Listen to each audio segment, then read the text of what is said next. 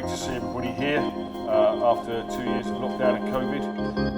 It's nice to be able to get to see old friends and colleagues again.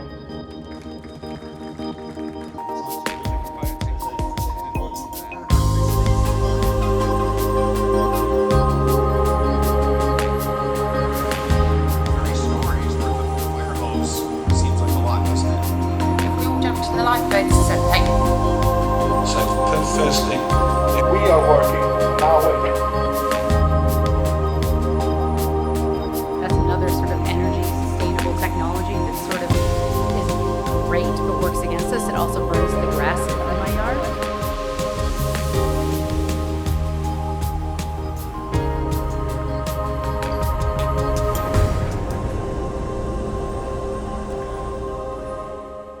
I gotta say, I'm really excited today to have the chance to do a presentation in front of an audience.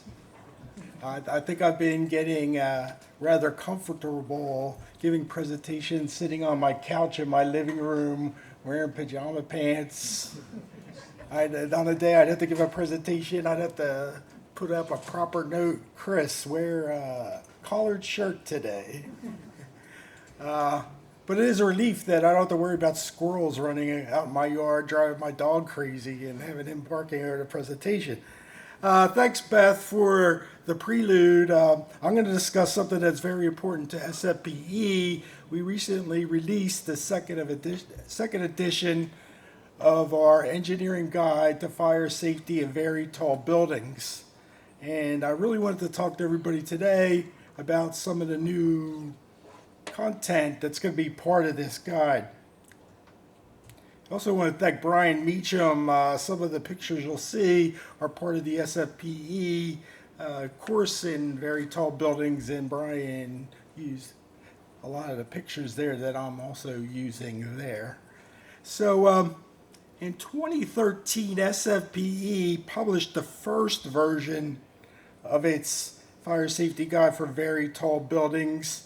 And it was a partnership between the International Code Council.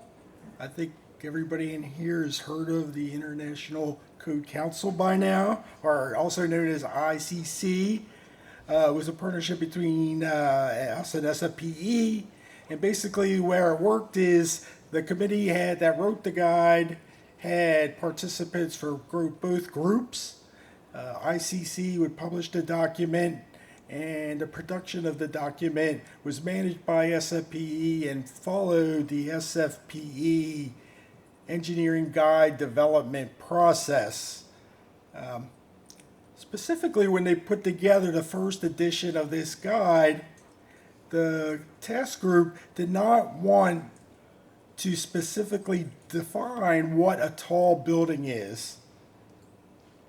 And the reason why they did that is that they wanted the guide to be code agnostic, and they wanted to be a global guide that you could use it in anywhere. You could use it in the United States, you could use it here in London, you could use it here out over in Asia.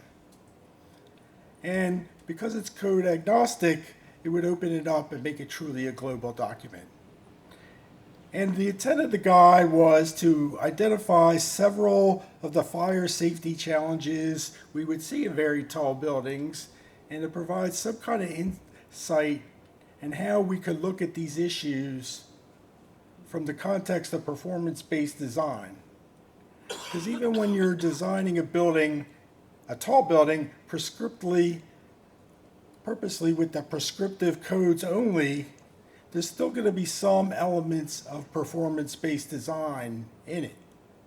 And what I'm saying here is, when we're designing a smoke control system for maybe an atrium or an egress calculations for a very tall building, we're going to design them based on the unique building characteristics, the unique occupant characteristics, and really what we estimate the unique fire characteristics that we could observe in that building. The concept of this guide was to not be a code. We didn't want to see jurisdictions come out and adopt this as some kind of tall building code. It's really there to provide items for engineers to consider when they're designing a tall building. And another important part of this document is SFPE only wanted to address issues unique to tall buildings. And that might seem simple when you're putting together a guide for very tall buildings, but often when we were even developing the second edition of this guide, we'd be sitting around and somebody say, that's a great idea, we should be doing A, we should be doing B, but every time we would put in a recommendation, we'd always ask the question, is that really unique to a tall building? Because if not, we would kind of throw that out. There was one circumstance that I will mention a little bit later. Going into the second edition, I apologize, I put a typo on my slide. It was published in November 2021. The second edition is available through SFPE's partner Springer.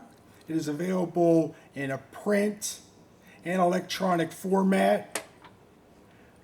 If you would like to purchase a copy, you could purchase it as the full guide itself, or you could purchase it an individual chapter. The guide will be part of what is called Springer's SFPE series. This is something new. This is kind of like a marketing tactic to get more visibility to SFPE documents. And this was the first SFPE guide to be part of this series. Moving forward, any guide or standard or the 6th edition of the SFPE handbook will be coming out in about a year and a half, 2 years, will be part of this series. At the same time, if someone is interested in writing a book about an interesting topic in fire safety engineering, they could make a deal with Springer and put it on the SFPE series. And we will accept it if we think it's something that's interesting to our membership. So far this year, we put a book on structural fire protection on there that is doing really well, and a book is in publication right now by Brian Meacham on sustainable fire safety design that will also be part of the SFPE series. And if a book is in the SFPE series, SFPE members receive a 40% discount on that publication. Interesting thing about this process, when we completed the first draft of the document, it was put to public comment, and we received over 250 public comments. Well, Beth is probably saying, no big deal, 250, ICC, we got 3,000 comments on our building code.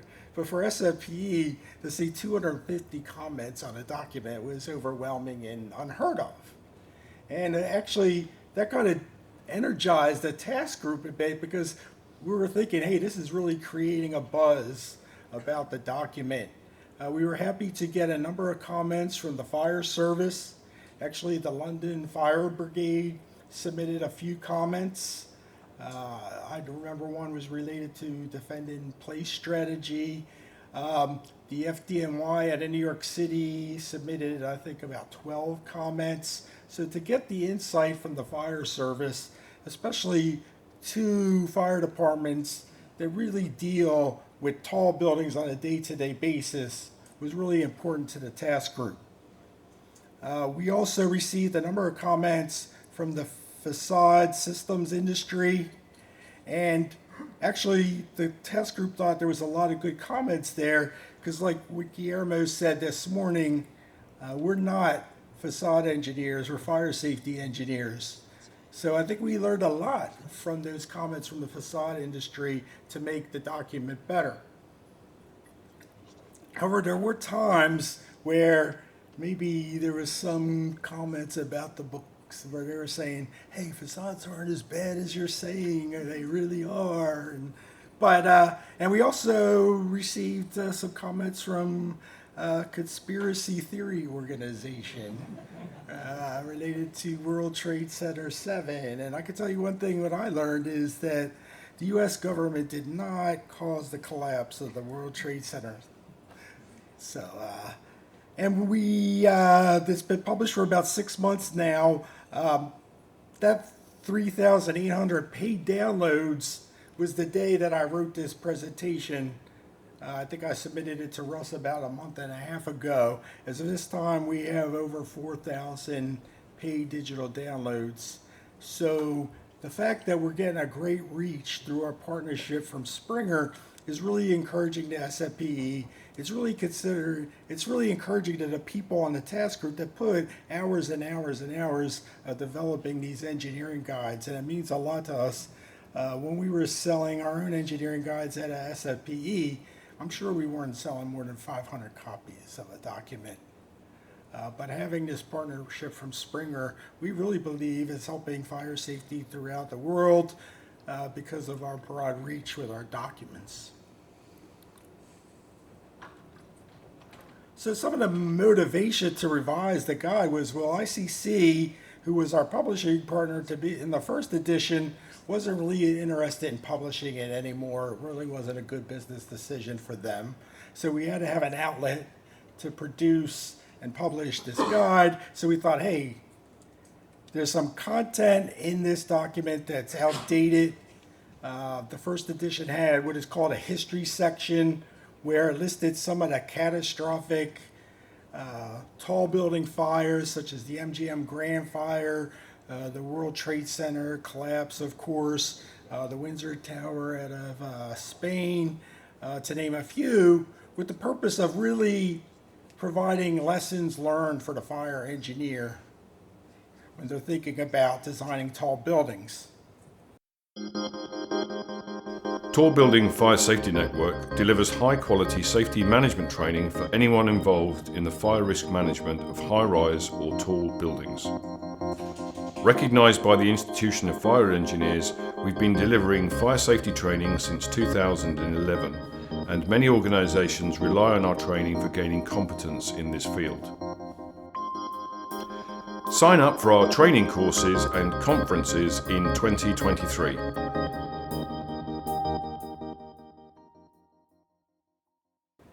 We also found out that the section on situational awareness, we see people using social media so much these days.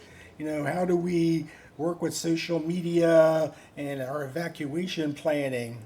It was very important. Also, the thought about mass notification and how something like a risk analysis for a mass notification system could be a very important component and could help with our situational awareness in the building. Fire resistance, specifically, we wanted to provide more content related to providing a performance-based structural fire engineering approach, as opposed to a lot of the prescriptive type of design we saw when the first edition was developed. And I think it goes without saying that the section on the building envelope or facade systems really needed to be updated over that time because things have really changed significantly. We also had new content related to special features and attractions, and what we're talking about here is high occupancy areas where we see at the top of the buildings like observation decks, swimming pools, roller coasters.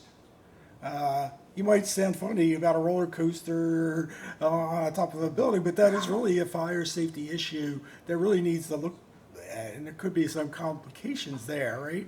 And things like energy storage, getting word out that, hey, we're seeing more energy storage being placed inside these buildings. Beth mentioned, well, the code might not allow it, but I mean, sometimes these things just show up out of nowhere. You talk to people in the fire department, and they're like, where did that come from? What is this all about, right? We also added a section on existing building construction or considerations for designing looking at existing tall buildings. Aerial landing strips is a unique way we called that because we really think that the helipads we're seeing on tall buildings now are starting to even change from maybe, a way of getting the CEO into the building, but more of Uber type aircraft or the Amazon idea of delivering packages and things like that. So we really see these type of aerial landing strips being used more and more in tall buildings. Specifically related to the history section, we added 5 new fires that the task group considered were important to discuss. As you see, these 5 fires, they all had an issue with the facade systems. A fire in Shanghai that occurred in 2010.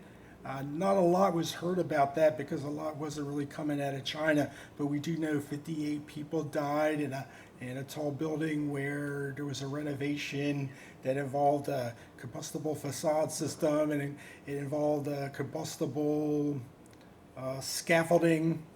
Fire started near the only 2 exits from the building. Unfortunately, a large loss of life there. The La Crosse fire out of Melbourne, Australia. I think that had something to do with combustibles on balconies and facade systems, and the fact that the balconies did not have sprinkler protection. Of course, there was a number of fires in the Middle East area. The Address Hotel fire, the Torch Tower fire that had actually 2 facade-related fires, and of course the Grenfell Tower fire, which everybody in this room really knows a lot about.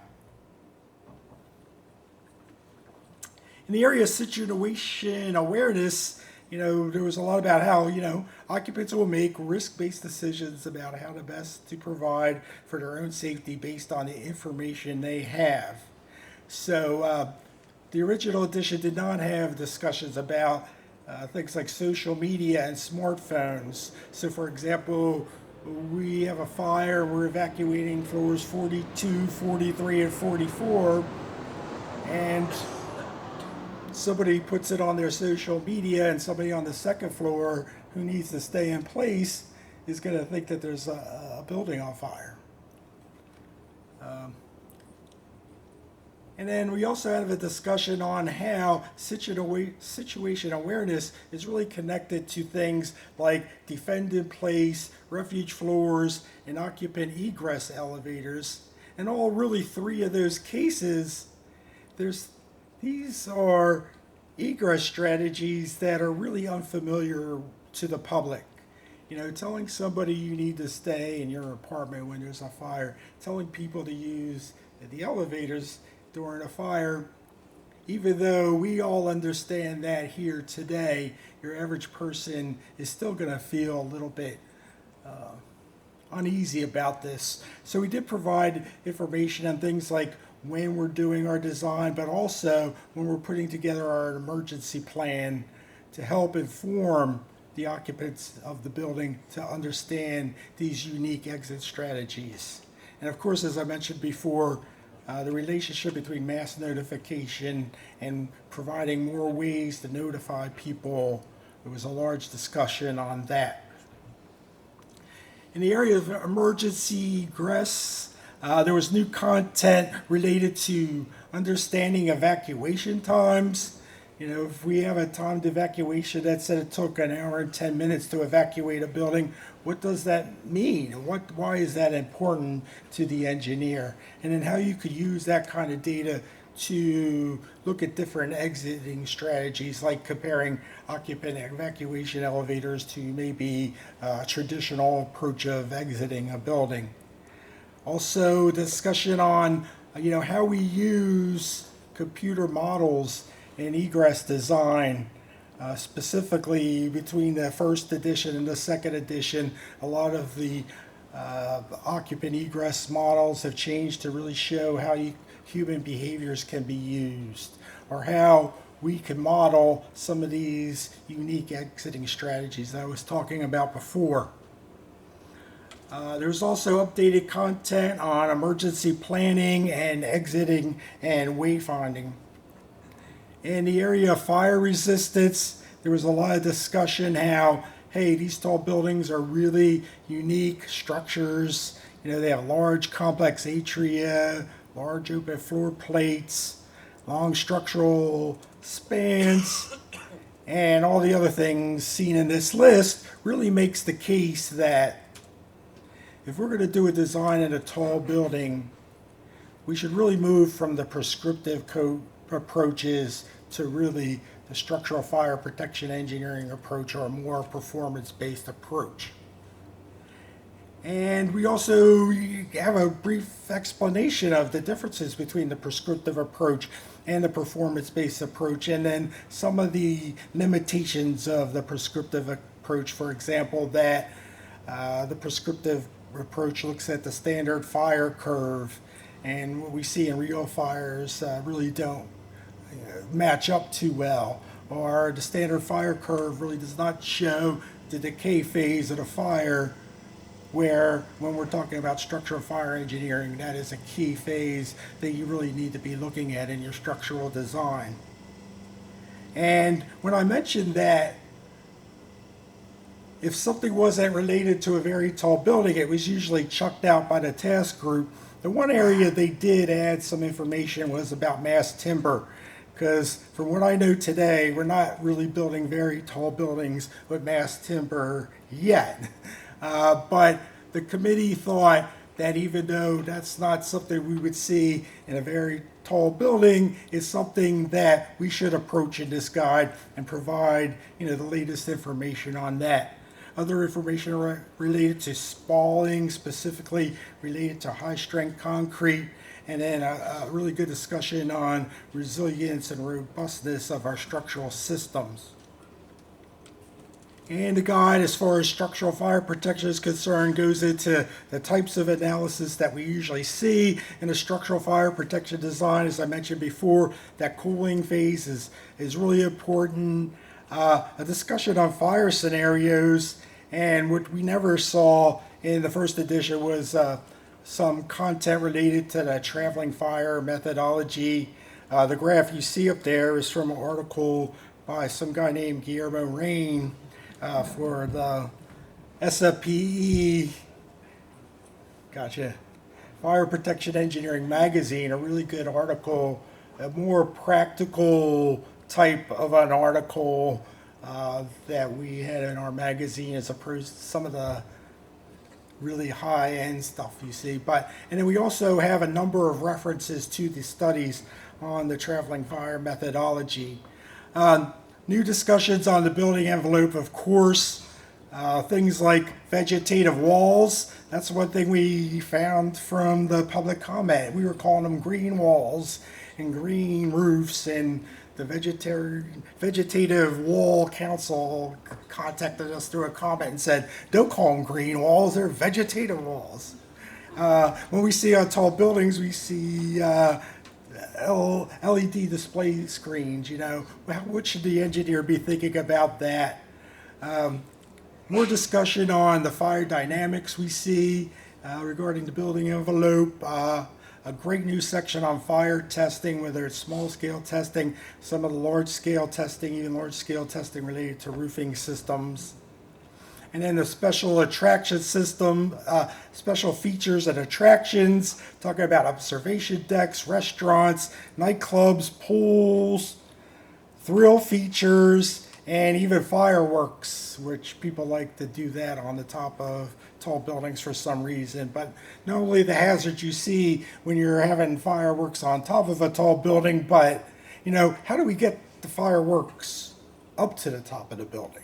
And the precautions we should be thinking about. Energy storage, I briefly mentioned that, but we go into how they're being used in tall buildings and fire protection for that. Existing building considerations, things that the engineer should be thinking about if we're looking at an existing building. It always seems that, once again, we hear about how we're being preactive to an event that occurs in a city, and sometimes they're saying, well, let's do this, this one fire protection feature, whether it's a suppression system or some kind of alarm system, that's going to fix everything, right? That's what the news media likes people to know, and that's not really what reality is. And we really need to look at the whole fire protection system. And I talked about aerial landing strips, I don't need to mention anymore.